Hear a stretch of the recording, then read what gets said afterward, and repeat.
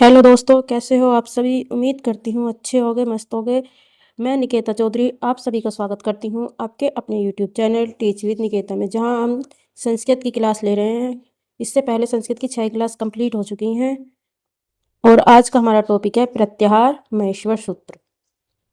बहुत important topic है ये। अगर आप यूपी टेट सी टेट या किसी भी एग्जाम की तैयारी कर रहे हो जिसमें आप संस्कृत ले रहे हो, तो ये क्लास आपके लिए बहुत ज़्यादा इंपॉर्टेंट होने वाली है। 2 से 3 क्वेश्चन इस टॉपिक से आते ही आते हैं। और अगर आप पहली बार मेरे चैनल पे आए तो चैनल को सब्सक्राइब करना मत भूलना। और अगर वीडियो आपको पसंद आए तो प्लीज़ लाइक एंड शेयर जरूर करना। चलते हैं हम आज की क्लास स्टार्ट करते हैं अपनी, जिसमें हम पढ़ने वाले हैं आज कि महेश्वर सूत्र क्या होते हैं, प्रत्याहार क्या होते हैं और कैसे इनका निर्माण हुआ है और इनको बनाने की क्या ट्रिक है, ये हम सब पढ़ेंगे। और क्लास के लास्ट में हम पढ़ने वाले हैं इससे जो प्रत्याहार से रिलेटेड जितने भी क्वेश्चन हैं उन सबको हम सॉल्व करने वाले हैं, इसलिए क्लास के लास्ट तक आप जरूर बने रहें। ये आपके महेश्वर सूत्र से रिलेटेड एक सूत्र है संस्कृत में। नृत्तावसाने नटराज राजो ननाद ढक्काम नव पंचवारम उदतृकाम सनकादि सिद्धानम एतत् दिर्मशे शिव सूत्र जालम। ये जो आपके जो शिव जी हैं वो क्या कर रहे थे, जब पाणिनि जी ने तपस्या की थी तो उनकी तपस्या से खुश होकर शिव जी नटराज राजो मतलब शिव जी, वो क्या कर रहे थे, खुश होकर नृत्य कर रहे थे और अपना डमरू बजा रहे थे। ननान ढक्कानम, जब नाच रहे थे तो उन्होंने अपना डमरू बजाया था। डमरू कितनी बार बजाया था, नव पंचवारम। न मतलब 9 और पंचमम 5, 14 बार उन्होंने अपना डमरू बजाया था। उस डमरू से जो है 14 बार जब बजाया था तो 14 सूत्र जो निकले थे, पाणिनि जी ने वो सूत्र सुने, उन्हें समझा और इस प्रकार उन्होंने एक शिव सूत्र जालम, सूत्रों का जाल एक तैयार करा शिव जी के सूत्रों का, जिन्हें हम क्या बोलते हैं, महेश्वर सूत्र। क्योंकि शिव जी को बोला जाता है महेश्वर और उन्हीं के नाम से रिलेटेड है महेश्वर सूत्र। और इन्हें हम क्या बोलते हैं, इनका दूसरा नाम क्या होता है, शिव सूत्र जालम भी बोलते हैं, इनको प्रत्याहार बोलते हैं, अक्सर समन्वय बोलते हैं या फिर विधायक सूत्र भी इनको बोला जाता है। ये आपके 14 सूत्र हैं महेश्वर सूत्र के, ये आपको याद करने पड़ेंगे क्योंकि प्रत्याहार जो होते हैं, कितने होते हैं आपके प्रत्याहार, होते हैं 44। अगर आप एक एक को याद करने बैठोगे तो आप कंफ्यूज हो जाओगे और याद नहीं कर पाओगे। तो उसके लिए आपको ये वाले 14 जो महेश्वर सूत्र हैं ये आपको याद करने ही करने हैं कंपलसरी। ये तो आपको याद करने होंगे, इसका कोई ट्रिक नहीं आती है। अब देखते हैं महेश्वर सूत्र हमारे क्या होते हैं। पहला है ए ई उड़, री ले के, ए ओड़, ए ओ च, है ये वे रेट, लड़ अडमणनम, झब अण, भर दश, जब गड़दश, कप छट तछ तट तव, कपिय शर हल। ये आपके क्या है, ये आपके 14 महेश्वर सूत्र हैं। इसमें प्रत्याहार से रिलेटेड क्या है, पहला क्वेश्चन जो आपका बनेगा ये बनेगा, पाणिनि के अनुसार कितने प्रत्याहार होते हैं। तो पाणिनि व्याकरण के अनुसार कितने प्रत्याहार होते हैं, होते हैं आपके 44 प्रत्याहार होते हैं। लघु सिद्धांत कौमुदी में कितने प्रत्याहार बताए गए हैं, 42 प्रत्याहार बताए गए हैं, जिसमें रे और एनएमए को शामिल नहीं किया गया है। तो कुल कितने होते हैं, 44। और अगर बात करें प्रासंगिक प्रत्याहारों की संख्या कितनी होती है, वो होती है आपकी 43। ये आपके 43 प्रत्याहार दिए हुए हैं, अक अच अट अण अम अल। अगर आप इनको याद करोगे सबको तो कंफ्यूज हो जाओगे। तो इनको बनाने की क्या ट्रिक होती है, जब महेश्वर सूत्रों के द्वारा जो प्रत्याहार को निर्माण किया जाता है, कैसे किया जाता है प्रत्याहार को निर्माण, महेश्वर सूत्रों से। तो जब हम प्रत्याहार बनाएंगे तो उसमें सूत्र का जो अंतिम हलंत होता है उसको क्या करते हैं, हम छोड़ देते हैं, अंतिम वाले हलंत वर्ण को, उसको हम नहीं लिखते हैं। ठीक है, अब कैसे बनाते हैं ये मैं भी आगे आपको बताने वाली हूँ। दूसरा क्वेश्चन इसमें एक क्वेश्चन हो गया कि पाणिनि के अनुसार कितने प्रत्याहार होते हैं। लघु सिद्धांत कौमुदी के अनुसार कितने प्रत्याहार होते हैं, 42। प्रासंगिक प्रत्याहारों की संख्या कितनी होती है, 43। अब बात करते हैं कि पहला प्रत्याहार क्या होता है, पहला प्रत्याहार होता है आपका अण। अंतिम प्रत्याहार क्या होता है, वो होता है रे, पाणिनि व्याकरण के अनुसार। और अगर लघु सिद्धांत कौमुदी के अनुसार पूछा जाएगा तो उसमें आप बताओगे क्या होता है, झल। ये आपके प्रत्याहार हो गए, ये आपके 14 प्रत्याहार हैं। तो इसमें जो ये शुरू के 4 प्रत्याहार होते हैं ये वाले, ये होते हैं स्वर प्रत्याहार। और संस्कृत में स्वरों को क्या बोला जाता है, स्वरों को संस्कृत में बोला जाता है अच।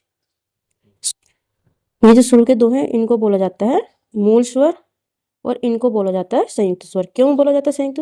क्योंकि दो स्वरों के मिल से ये बने होते हैं। बाकी ये जो है यहाँ से यहाँ तक इनको बोला जाता है व्यंजन प्रत्याहार, और व्यंजनों को संस्कृत में बोला जाता है हल। क्या बोला जाता है? हल बोला जाता है। ये होते हैं आपके अंत्यस्थ व्यंजन। पांचवी लाइन जो है, पांचवा सूत्र जो होता है अंत्यस्थ होता है। शल जो होते हैं ये वाले, ये होते हैं आपके ऊष्म व्यंजन। बाकी जो होते हैं ये होते हैं आपके स्पर्श व्यंजन। अब बात करते हैं हम इन्हें बनाएंगे कैसे। अब मैं आपको एग्जाम्पल के थ्रू बताती हूँ कि इनको बनाना कैसे होता है। ये क्या है कि पहला प्रत्याहार है अण। अण को कैसे बनाएंगे मैंने बताया था। जब हम प्रत्याहार बनाते हैं महेश्वर सूत्र से, तो उसमें जो लास्ट वाला होता है उसको छोड़ दिया जाता है इस वर्ण को, और इन लास्ट वाले वर्णों को बोला जाता है इत। क्या संज्ञा दी जाती है? इनको इत की संज्ञा दी जाती है। तो इसमें हम बनाएंगे ए ई उ, ये आपका अण प्रत्याहार हो गया। अगर हम एग्जाम्पल लेते हैं अच का, अब बनाएंगे हम अच। अच में बनाएंगे। अच किसको बोलते हैं? हम बोलते हैं अच बोला जाता है स्वरों को। तो इसमें आपके क्या होता है अच में ए ई उ ड़, ये पहला फॉर्मूला था। ठीक है, फिर था आपका रे रे के ए ओ ड़े। चौथा फॉर्मूला था ए ओ और च। ठीक है, तो मैंने बताया था कि जब हम प्रत्याहार बनाएंगे तो जो लास्ट वाला वर्ण होता है उनको छोड़ दिया जाता है, और उनको किसकी संज्ञा दी जाती है? उनको दी जाती है इत की संज्ञा।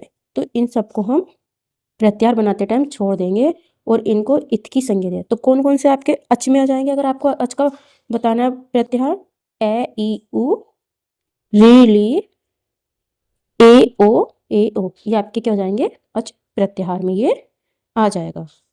ठीक है, अब दूसरा एग्जाम्पल लेते हैं। अब बात करते हैं इक की। कौन सा प्रत्याहार बनाएंगे हम? इक प्रत्याहार बनाएंगे। तो इक में क्या करेंगे? इक में क्या क्या आएगा? तो हम कहाँ से स्टार्ट करेंगे? ई से स्टार्ट करेंगे। और ई कहाँ था? ई था आपका पहले फॉर्मूले में। जब पहला महेश्वर सूत्र था ए ई उ ड़, तो उसमें था तो ए को छोड़ देंगे क्योंकि हमें कहाँ से बनाना है? ई को। तो उनको सबको लिख लेते हैं ए ई उ ड़। ये था रिले रे, और क्या हमें इक का बताना। तो ई से पूछा तो कहाँ से स्टार्ट करेंगे? हम ई से स्टार्ट करेंगे। तो किसको छोड़ देंगे? इसको हम छोड़ देंगे। फिर सबसे पहली लाइन तो ये थी कि जो लास्ट वाला हलंत होता है उसको छोड़ना होता है। इनको तो हम छोड़ेंगे, इनको तो हम लिखेंगे ही नहीं, तो इनको कट कर दिया। इक से पूछा ई से बनाना, तो ए वाला आपको नहीं लेना। तो आपको कौन से लोगे? ई उ रिले और रे, ये आपके हो गए इक प्रत्याहार। हैं यल प्रत्याहार की। आप इनको बना के देखना, 2-4 बार बना के देखोगे, प्रैक्टिस करोगे तो आपको ये आ जाएंगे। लेकिन इसके लिए आपको जो महेश्वर सूत्र है 14 वो आपको याद करने होंगे। ठीक है, यल, यल कहाँ से लेंगे हम?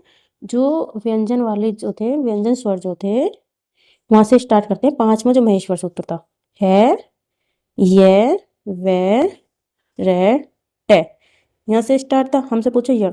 छठा सूत्र था महेश्वर ले, हमको बताना है यल। तो उसमें हम क्या करेंगे? ये और ये लास्ट वाले इनको हम छोड़ देंगे, इनका कोई मतलब नहीं। ये ऐसे बताना है यण से, इसको भी नहीं लेंगे। तो क्या आ जाएगा? ये वे रे ले, ये आपका यण प्रत्याहार हो गया। ठीक है, अब देखो हलंत वर्ण की बात करते हैं कि कितने हलंत वर्ण होते हैं, आपसे पूछ। तो ये यहाँ ये वाले ये मैं अण से वे ये रे, ये आपके सब हलंत वर्ण है। तो हलंत वर्णों की संख्या कितनी होती है? हलंत वर्णों की संख्या होती है 14। और इन्हें किसकी संज्ञा दी जाती है? इन्हें इत वर्ण की संज्ञा दी जाती है। अब हमने देखो ये सारे जो महेश्वर सूत्र ये तो आपको याद करने पड़ेंगे, यहीं से हमने बनाया। अच का पूछा था हमसे, स्वर का पूछा था, ये देखो ये रहा, यही सब था ना।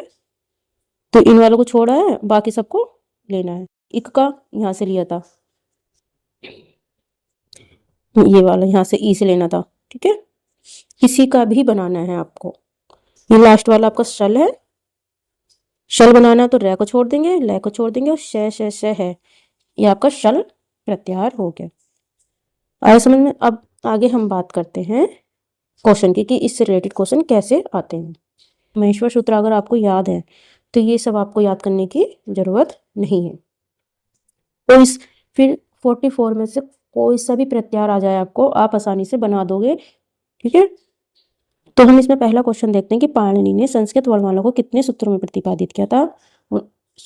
12 सूत्रों में, 14 सूत्रों में, 16 सूत्रों में या 18 सूत्रों में। कितने में किया था?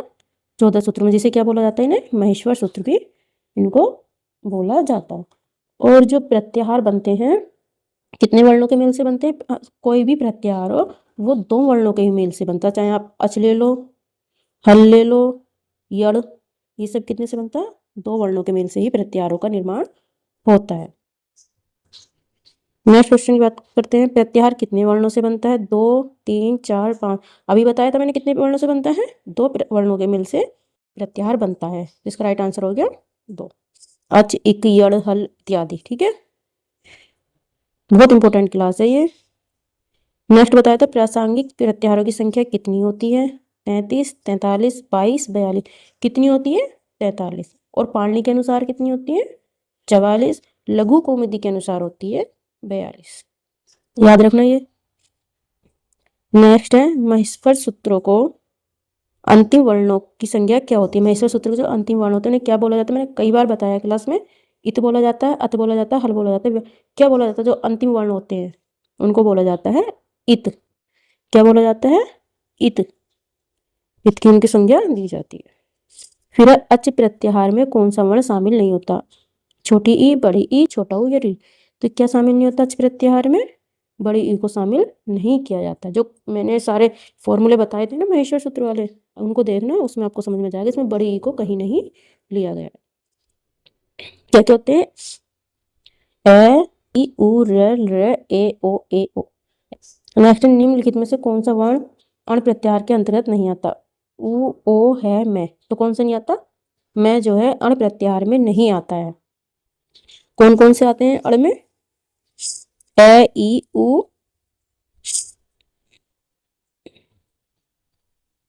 ए, ई, उ, र, ए, ओ, है, ये, वे, रे, ले। ये आपके अण प्रत्याहार में आते हैं। जिस प्रत्याहार में सम्मिलित वर्णों का सही क्रम क्या है? ज, ब, ड़, द, ग, ज, ब, ग, ड़, द, ज, झ, ब, ड़, द, ज, ब, ग, ड़, द। तो कौन सा है? ज, ब, ग, ड़, द। ये आपका कौन सा जस प्रत्याहार है? कौन सा फॉर्मूला में? ये जो आपका 10 नंबर का जो महेश्वर सूत्र है ये उसका है।